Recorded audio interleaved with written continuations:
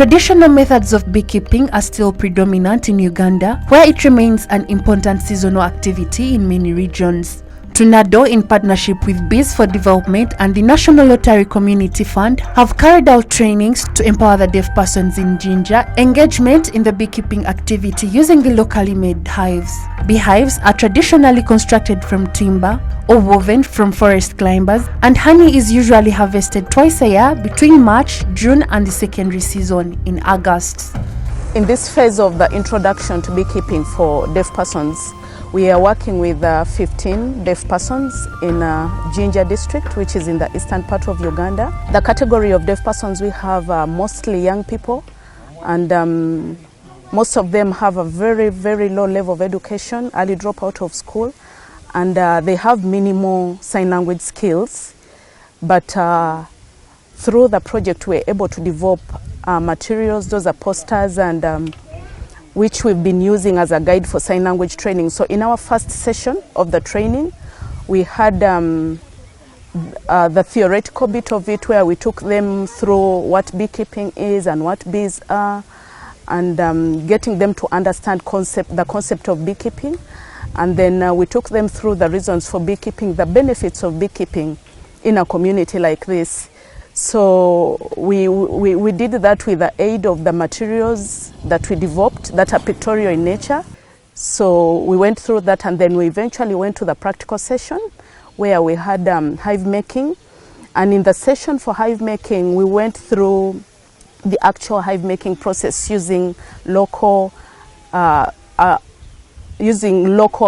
available materials. So we made traditional hives with them from Lantana Camara, which is a common plant in Jinja district. So we cut the stems of the Lantana Camara, and those are the ones we used for weaving the hives, as you can see in the background. The reason we chose the traditional hives is because of the availability of the materials, and that makes it easy, considering that most of the beneficiaries have no access to income. It's easy for them to access the materials, and it is also sustainable economically for them. They can be able to expand on their enterprises individually, and then also giving them skills for life, because after making the hives, they will have the skills to be able to continuously engage in beekeeping as an enterprise. At the time we came to work in the district, we have one of the deaf persons within Jinja district who has been involved in beekeeping, and he was already making some hives. So the measurements of his hives were altered. It was quite big, a hive.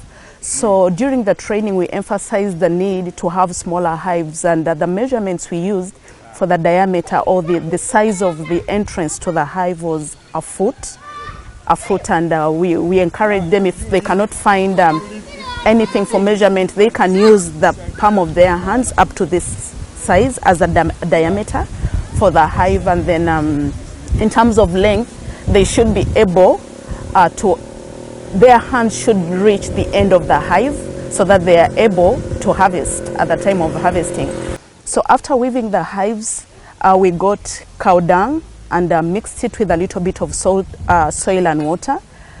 And after mixing, we applied the cow dung on top of the hives, smoothened the edges with the cow dung, and with a little bit of it inside, not so much. And then we applied tarpaulin to the dry.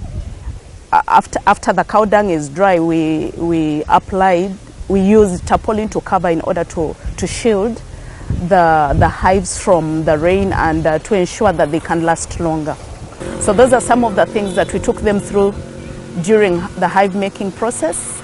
So after the training, we agreed on an action plan with the participants, where we said we shall give them time to enable their hives, the dung on the hives dry. And in the next phase of the training, we are coming back for the apiary establishment, where we shall be going into their individual locations, project locations, or land where they have identified for the project. And we asked them to produce 5 hives per person for the initial stage. So we shall go into their project locations, and show them how to clear the land, how to place the hives. We thank our partners so much for the contribution, for the support rendered to the deaf community in Jinja. We thank Bees for Development, and we thank the National Community Lottery Fund for the support towards the project.